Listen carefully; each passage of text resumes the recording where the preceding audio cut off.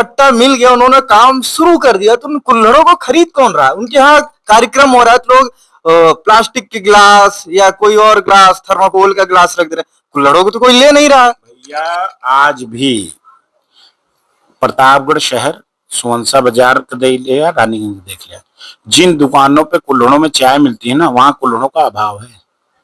10-10, 20-20 दिन का ऑर्डर तक बैठे रहते ना मिल पावत, क्योंकि काम करने वाले कम हो गए हैं। और जब काम बढ़ेगा, काम करने वाले कम नहीं हुए, मैं आपको यही रोकूंगा। लोग दुकानों, मतलब दुकान पे 100 कुल्हड़ चाहिए, एक महीने में 200 कुल्हड़ चाहिए, वो उस हिसाब से बना रहे हैं। जिस हिसाब से प्लास्टिक के गिलासों का आप लोग अपने घरों में प्रोग्राम कर रहे हैं, ये सब कर रहे हैं। अब स्थिति, मुझे जहां तक मेरी सोच है, लोग अपने घर में, जैसे मैं अपने क्षेत्र की बात बता रहा हूँ, हमारे यहाँ मुसहर समाज है जो हरे पत्तल और दोने बनाते हैं, उनके यहाँ कोई जाता ही नहीं ऑर्डर करने। लोग अपने यहाँ घर के प्रोग्राम अगर सोचते हैं कि अगर मैं पत्तल और दोना कर दूं तो यार बाहर वाला आएगा, मुंबई से आया है, ये यहाँ से आएगा, कहेगा यार वही 50 साल पुरानी सोच।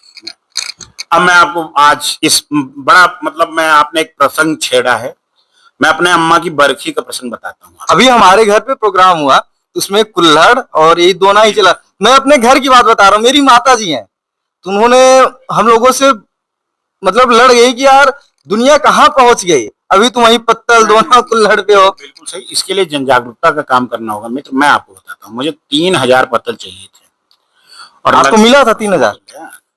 17 जगह गए, दलीपुर मुसहर बस्ती गए, जगनीपुर मुसहर, इसीलिए मैंने कहा ना समस्या।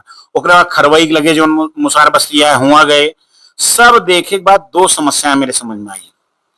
एक तो ढाक के पेड़ खत्म है, महुआ पेड़ खत्म है, ठीक है, तो रॉ मटेरियल ना आया है, तो वो बनवाए कहां से और कैसे कैसे करके हम इकट्ठा करें, हम जानते हैं। दूसरी चीज कहा है भाई साहब, जो कोरोना के बाद हम ना कहते कि प्रगतिशील प्लास्टिक का प्लेट खा में प्रगति है, और जो पत्तल में जो एनर्जी बनती है वहां प्रगति ना आया है, लेकिन कोरोना के बाद लोगों में बहुत जागरूकता आई है। और आपको हरे पत्तल और इस सब का एक हम इसके पीछे ये, अगर हम सब लोग, जैसे कृषि जनित उद्योग हैं, ये भी कृषि जनित उद्योग है, ढाक के पेड़ लगाने से लेके और एक आधुनिकीकरण करके और मार्केट उपलब्ध करा दी जाए, जो बहुत आसान है, बहुत आसान है। ये सामूहिक व्यवस्था से काम किया जा सकता है।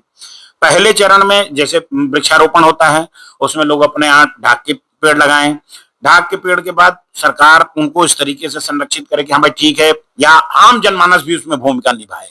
अब इतना पेड़ लागत है, सब जने लगा लगा फोटो हमसे खिंचा ली थी, हमने अपने जीवन में 12-14 पेड़ बाबा बेलखरनाथ में लगाए। आज भी मैं जाता हूँ, उन वृक्षों को देख के आता हूँ ये हो रहे हैं कि नहीं, क्योंकि मैं वो अपने पूर्वजों से जो सीखा है कि पेड़ लगाए कि छोड़ दे दूसरे बिना।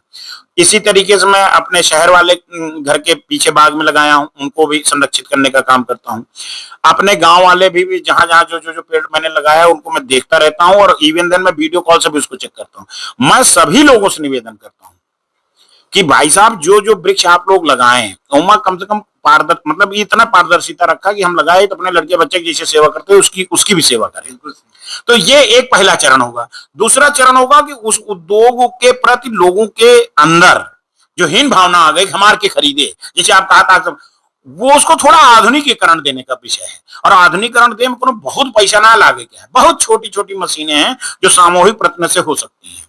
और ओकरे बाद जब वो ये थोड़ा वही हार्डबोर्ड करता है ना प्लास्टिक का, तो अगर पत्तल वो हार्डबोर्ड टाइप हो जाए तो वो इस्तेमाल हो लगे।